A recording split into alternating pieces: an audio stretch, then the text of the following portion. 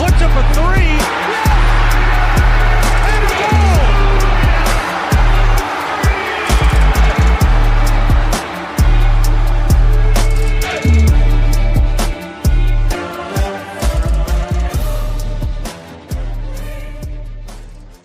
Bearcat Blitz, welcome in all of our great listeners to another show, a loaded show this week, touching on football. We have some football comments for the first time in over a month as the program welcomes in 15 transfers, and we heard from 4 of them on Thursday. Neil Meyer, of course, joining me on this show of the Front Office News, Rivals Cincinnati Bearcats coverage site, and I am with Cincinnati Bearcats on SI. Check out all of our great work at those 2 sites, and you can check out the show each and every week, twice a week on Apple, Spotify, Google, Amazon, wherever you get your podcasts. Also on Talking Cats right here on YouTube with Russ Heltman.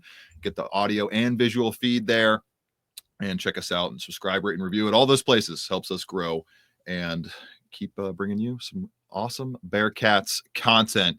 Neil, we're pushing the basketball team way down the line here on this episode. It is dire straits for Wes Miller's crew. We'll discuss their latest 3-game losing streak and what they have to do to turn this around against West Virginia on Sunday.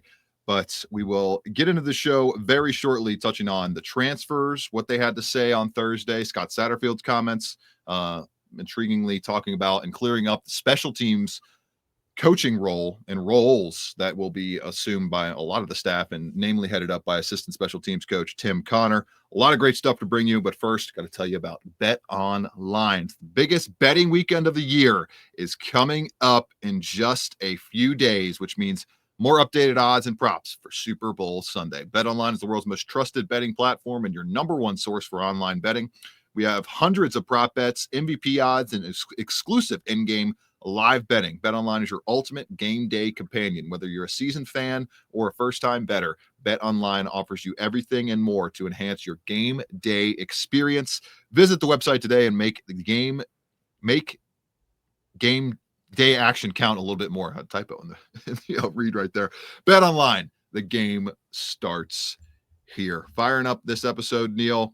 We'll get your opening thoughts, Neil, just overall, before we dive into clear topics, some defined topics from the presser, just your opening thoughts, your overall thoughts on the 40-plus minutes we heard from Scott Satterfield and the 4 transfers.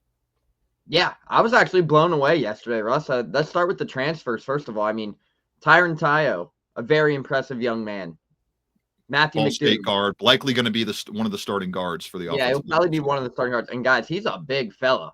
I don't think people realize how big of a get that actually was for Cincinnati. That is a big guy with quality starting experience. Then Matthew McDoom, I was very impressed with him. Christian Harrison as well.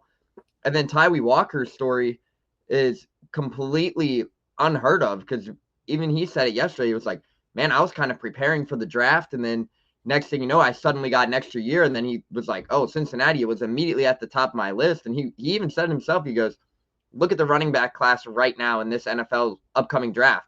He goes, it is loaded. He goes, I think returning to school was the best option right then and there for me when I had the opportunity.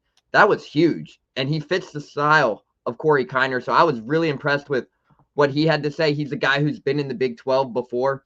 I was really impressed with what those guys had to say. Christian Harrison seems to be learning all 3 safety positions. So not exactly sure what role he might have in which position he might play. Versatility there. I love to hear the versatility. And it sounds like that offensive line group sounds like it's going to be guys like Evan Tangenstall getting some run, Gavin Gerhardt, Tyron Tayo up there in the front on the inside. Those are 3 pretty big fellas up there on the front line. Obviously, you have Gavin Gerhardt, who's going to be a three-time captain. Very impressed with that. And then from what Coach Satterfield said, I think the biggest takeaway, Russ, for me, was his comments on Marcavius Sabor. I mean, we saw the ability he was able to make on the special teams aspect. But his quote-unquote says, Marcavius Sabor is a heat-seeking missile, and we have to find ways to get him on the field this year. And, I mean, we saw it when he was on the field in special teams last year. He was making plays left and right. And then you talk about the wide receiver room, and he opened up about how they think if they didn't have a guy in Brendan Sorsby as their quarterback who could throw the ball around the yard, that they don't think they get most of these wide receivers. So speedy wide receivers at that. What do you say? Caleb Goody, top 5 and tracked miles per hour last year. Tyrus Allen, another speedy guy. a lot of intriguing speed coming out of that transfer hall. And then he noted Jeff Caldwell as a guy who could have the breakout like Jake Goldday did. He was like, Jeff Caldwell could be a guy that explodes on the scene like Jake Goldday last year. Noted he broad jumped just 11 feet earlier this week. I mean, that was the comparison he made for a guy that can come from the FCS, right? And great size and frame. And Scott Satterfield even joked, he goes, I've never heard of Lindenwood University until I saw his film. Think about that. This could be the diamond in the rough for Cincinnati. 6'5", can run 20+ miles an hour. Great size, great frame. I mean, if you're Brendan Sorsby, you ought to be pretty happy with that one. But it sounds like he even said it. They addressed most of the needs, if not all of the needs they needed to. They mentioned maybe looking at one more lineman following the spring. But outside of that, he said the tackle really the only big question mark I have for who's going to start at those spots. But for sure, needs addressed. Yeah, and he said we reset our culture last year, and you're able to see it build into year 3. He said we're at a much different spot than where we were when I first took over. And I mean, Russ, you and I saw that behind the scenes, that there was a big shift in the culture from the end of Luke Fickell to where we are right now with Scott Satterfield. And these guys are bought in. I mean, Nico Palizzetti's got those boys in the weight room. I'm not sure if you saw it. Dante Corleone making 475 look easy this morning. I was like, oh, it's not easy that the Godfather's out there putting up 475 for 10 reps at 6 o'clock in the morning on a Friday. But overall, Nico Palizzetti's got these guys working in the offseason weight program. We heard it last year about how it was the most difficult work offseason many people have had. Christian Harrison even attested to that yesterday. He goes, this offseason is different from what it was like at Tennessee. And his reasoning was Tennessee kind of, quote unquote, protected their players a little bit. Nico Palizzetti's getting these boys in here getting ready to work. So it's kind of a different mindset from where he was at Tennessee in the SEC. But that's a good sight to hear that most of these guys are coming in ready to work, got a big chip on their shoulder, and ready to get after it in year 3 under Scott Satterfield. I'm with you, Neil. I was encouraged by the comments from everybody. It seems like the culture is just taking a next step, a further step. I feel like they've added a higher level floor of overall transfer talent this year, each and every year, actually, compared to going back to Scott Satterfield's first offseason back in 2023. I'm encouraged, definitely. And the thing I took away the most, you taking away the Sibor comments, the clearing up of the special teams. Neil, that was the biggest reason this team did not go bowling last year, especially in that 5-game losing streak to end the season. The rough patch that they hit to close out the campaign was highlighted by a lot of special teams mistakes, no impact from returners, little impact from Mason Fletcher. He ended up averaging, I think in that month, less than 40 yards per punt. It was easily his worst month punting as a Bearcat. You swap him out for his brother, Max Fletcher, who you could argue was the better punter of the two in 2023. And he ended up taking a redshirt year last year. And so he's going to be the punter this season. And then it sounds like, Neil, they're willing to put whatever the most talented looking player is at those returning spots, whether it's a starter or a reserve. I don't know how I feel about that necessarily if it's a starter, but then again, like, how many times are you really returning punts? You're not taking a ton of kicks back. So it's just going to depend on the workload each game, week to week, and how they handle it there. But special teams is a clear emphasis. They moved on from Kerry Coombs. They retained Tim Connor, who's been with Scott Satterfield for the past 4 years. He mentioned that in his presser and noted that it's going to be Tim Connor kind of spearheading the special teams operation with the entire coaching staff behind him. Everybody going to have eyes on this unit, Neil, a unit that, like I mentioned, was flat out terrible last year and the biggest reason they did not go bowling. I think if they get this unit up to the kind of 60s level ranking that the offense and defense was at, they're going to be able to go bowling this season. They were ranked 86th nationally in PFF special teams grade last year. Mason Fletcher had a 42.6 yard punting average in 2024. That was a career low. They ranked 80th nationally in net field position with a huge drop off there in November. We talked about how they dominated field position for the first 6-8 weeks of the season, Neil, and then it completely went out the window for some reason down the stretch. And on top of that, no punt returns of 20+ yards last season and no kick returns of 30+ yards. There's a clear emphasis, Neil, to change those numbers now. And I think that's the biggest thing I took away was they have a plan at special teams, a phase that's forgotten a lot.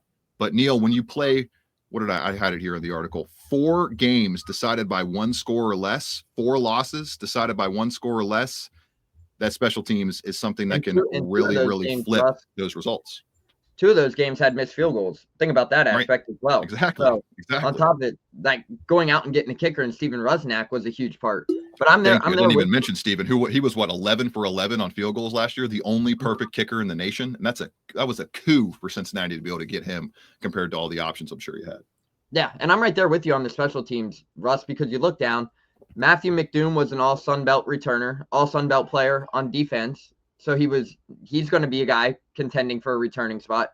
Logan Wilson gets an extra year of eligibility. Yes, so good mention there. That was reported by the Inquirer's Scott Springer last night. Neil, a guy who had a 62.6 PFF grade, pretty solid for what you're getting asked to do on special teams. And on top of that, 103 special team snaps. That's a huge reserve piece coming back, especially for that unit. Yeah, and I'm sure you're going to see other guys back there returning, but those are 2 guys who are probably going to be coming in and making an immediate impact for returning specialists right there. Matthew McDoom, everybody knows what he's capable of doing. I mean, he even said it yesterday. He was like, hey, I can go out there, I can return, but my main job right now is to go lock up number 1 receivers. That's what he did at Coastal Carolina, CCU. So overall, that's a big addition. And then Logan Wilson played terrific down the back half of the season when opportunities came his way. So that's another huge depth piece for Cincinnati, and a veteran guy who's been around now 6 years. That's something you need there in that secondary and in that locker room as well. Because for us too, for people who don't know, like follow the program, get to see it up close and every day like we do, Logan Wilson was your energy guy last year. So he brings the energy, and that's a good thing to have in this locker room. Yeah, he posted a 91.7 PFF grade against West Virginia, had a solid 69.5 PFF grade against Iowa State. Struggled a little bit in the final 2 weeks, was up and down throughout the season, but maybe can bring it all together and really be a full force on defense and special teams, but especially special teams. I think it's a massive retainment to have Logan Wilson back, and a guy that has all that veteran experience and kind of knows what you want to do on that side of the ball already. Encouraging signs out of the Cincinnati football program, and maybe, just maybe, 2 more additions in the spring. I could see that happening, especially at the offensive tackle position, Neil, where there's not necessarily a big kind of go-to option right now. Xavier Lozowicki is a contender for that spot. When you look at the entire room in general at offensive tackle, Nolan Lanalipe, the transfer that they got in, I'm sure he's going to compete for a spot. DeAndre Buford will compete for a spot in his 3rd year in the program. Ethan Green as well. Those 4 guys right now feel like the main competition. Maybe you get Aiden Pass there as Zach Clark, some of those freshmen, potentially they would have to wow, in my opinion, to really vault above those veterans. But you got 4 guys right now competing for the 2 spots and some solid depth behind them. But I'm sure they want to add maybe 1 more name to compete on the outside at tackle. Encouraging few weeks from the Cincinnati Bearcats football program. And we flip to a discouraging few weeks from the Cincinnati Bearcats basketball program after these messages on Bearcat Blitz.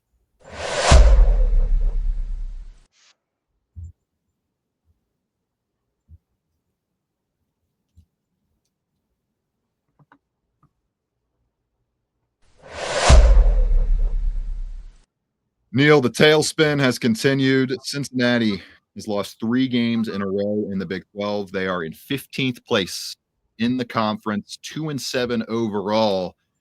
And the Utah game pretty much in the rearview mirror by now. Big issues across the board. We won't dive into it too heavily. The biggest thing I take away from it, though, Neil, is what is happening with Dan Skillings? What is going on with him? Over the past 5 games, has averaged just a little over 7 points per game, is posting the worst defensive rating in conference play of his entire career, and is coming off of a 1 for 9 performance with 4 points, 1 rebound, a personal foul, and a block.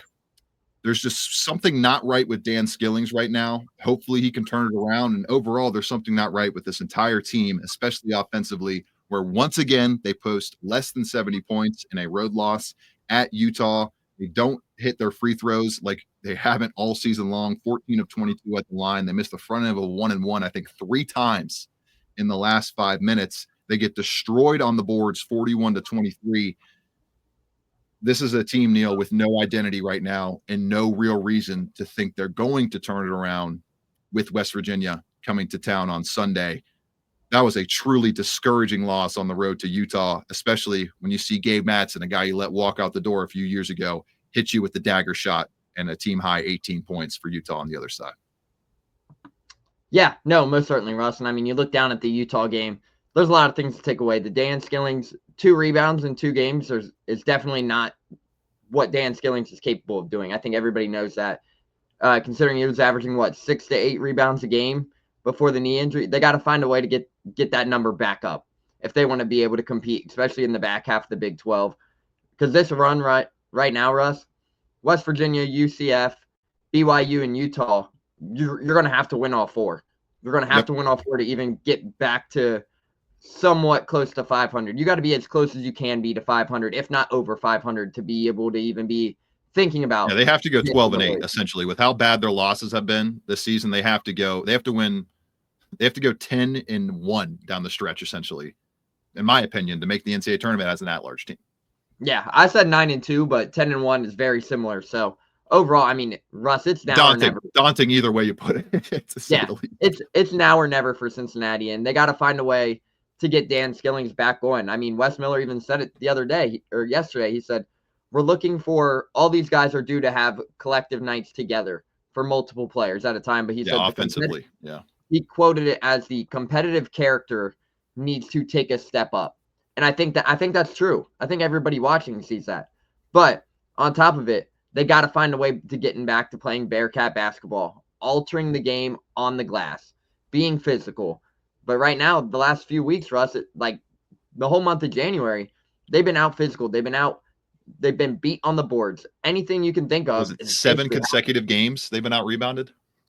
7 games, which I don't think has happened, Russ, since you and I started covering Cincinnati. No way. There's no way they've lost 7 consecutive rebounding battles. I don't even think they've lost Miller era until now. Yeah, I don't even think they lost more than 3 consecutive until now under Wes Miller. It is not good, Neil. They currently on barttorvik.com hold a 6.8% chance to make the NCAA tournament, 6.3% chance to get an at-large bid from Bart Torvik, and they're roughly between 1 and 2% on team rankings, completely off of the bracket projects bracket matrix list of the 88 verified projections. Cincinnati is not in the NCAA tournament field of any of them as we speak today, leading into the West Virginia game.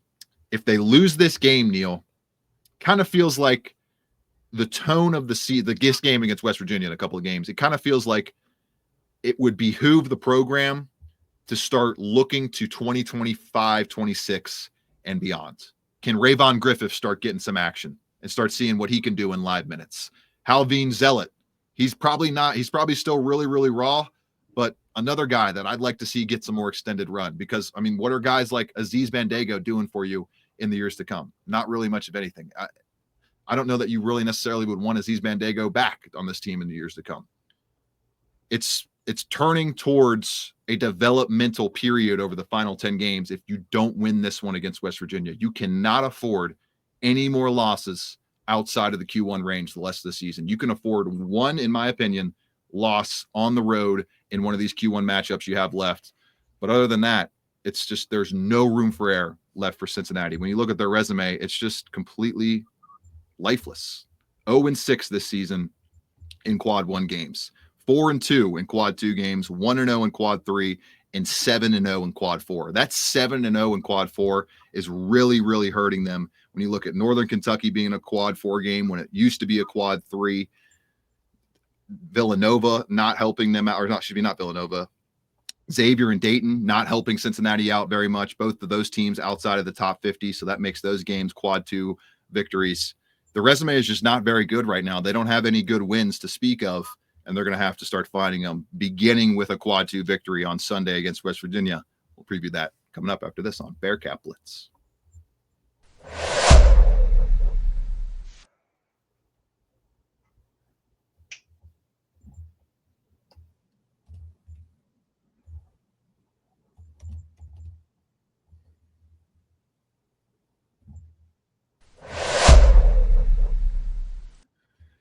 Neil, West Virginia comes to town on Sunday. UC riding a 2-game win streak against West Virginia. They beat them in the final game of the regular season last year, and they beat them in the opening round of the Big 12 tournament in the ensuing few days after that. West Virginia, not very good this season. They unfortunately lost their leading scorer. Leading scorer before Javon Small went nasty mode over the last couple months. Tucker DeVries, he has caused West Virginia to have a little bit lower ceiling than maybe expected this season with his injury and being out after the first 8 games of the season. Mountaineers 4-5 in conference, 13-7 overall, while Cincinnati 2-7 in conference, 12-8 overall. 2 p.m. tip on Sunday on ESPN Plus as Cincinnati enters the game ranked 49th in the net, lower than they were at the end of last season, which is just crazy to think about. 57th on KenPom, and West Virginia is 44th in the net, 48th on KenPom, with ESPN's matchup predictor giving Cincinnati a 68.6% chance to get the victory over a West Virginia team that they are 11-8 against since the 1949-50 season.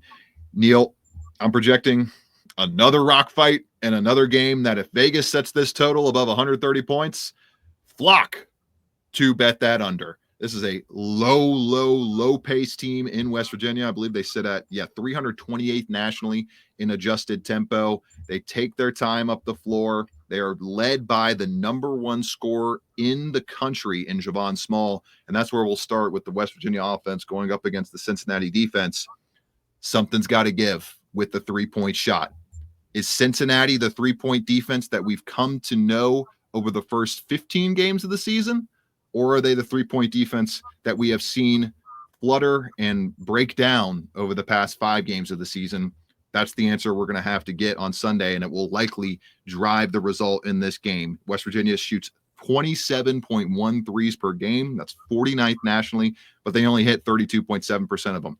If they hit 38 to 40% in this game, it's going to be curtains for Cincinnati's season in totality. Javon Small gets up a lot of those. 6.9 3-point attempts per game, hitting nearly 35%. He leads the conference in minutes, leads the conference in scoring, 19.1 points per game. Cincinnati very familiar with Small from his time in the AAC, playing for East Carolina and facing him a couple seasons ago. It starts with shutting down Small, Neil, on the offensive end of the floor. And you have to rebound against a team that is not good at rebounding. -4 rebounding differential this year. They're only averaging 33.8 per game. That's 289th nationally. Can you assert your physicality at home, limit their 3-point shooting, and clean them off the glass, which would set you up to run more and get them out of their own game plan with that short, small, slower tempo? That's the key for me, is limiting the 3-point shot, limiting the 3-point attempts, and hitting the glass really hard. Something that Cincinnati is coming off of a -18 rebounding differential. And it's tough to say that they are that rebounding strong team right now when they haven't been it over the past couple of weeks. Yeah, Russ, no, most certainly. And it all starts for West Virginia with Javon Small. I think everybody knows that, but Russ, that's the guy who's had a lot of success for Cincinnati. I know you mentioned going back to the AAC. What's his average against Cincinnati? I didn't look that up before. It's close to 20. Oh, okay, back good. in 2023, he had 23 in January of 2023 with ECU. Last year versus Oklahoma, Oklahoma State, he had 20, and Oklahoma State's 80-76 win over UC. This year, right. He was on Oklahoma State. I completely forgot about that. Yeah. He's averaging 19-6 right now, so the best season of his career. I know Tucker DeVries is out, but Russ, this is a guy who's just been giving Cincinnati fits for years. So overall, Wes Miller and them know what they got on their what kind of tasks they have at their hands in containing Javon Small. It's going to be interesting to see how they defend him, especially with the way opposing teams have been shooting the 3-ball as of lately. But it all starts with Javon Small for West Virginia. But I'm right there with you, like you mentioned.